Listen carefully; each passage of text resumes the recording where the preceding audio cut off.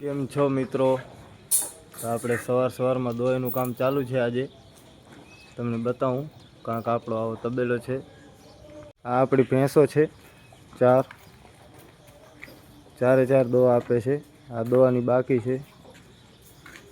આટલી આપણી ગાયો છે.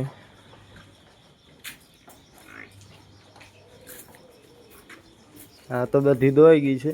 આ આપણી લાખી જે મેળામાં 3જો નંબર લીધો હોય 2 દાંતમાં. દોવાની એક આ મુજડી ગાય અને આ ભેંસ બાકી છે. ચાલો જલ્દી દોઈ લે મિત્રો. તો હવે દોઈ થઈ ગઈ છે.